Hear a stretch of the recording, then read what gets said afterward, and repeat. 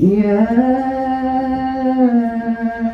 أيها الذين آمنوا استعينوا بالصبر والصلاة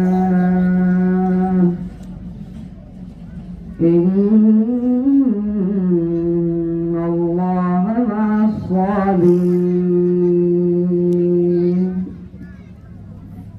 ولا تقولوا لمن يقتل في سبيل الله أموات بل أحياء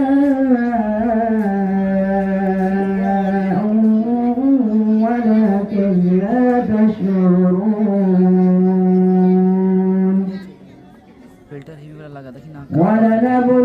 ولنبلونكم بشيء من الخوف والجوع ونقص من الأموال والأنفس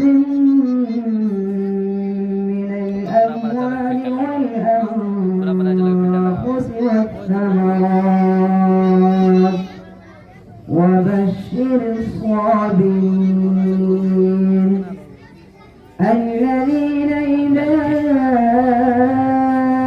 أصابتهم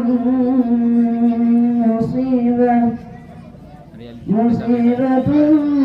قالوا إنا لله وإنا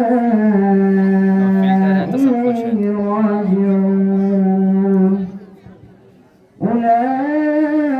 أولئك عليهم صلوات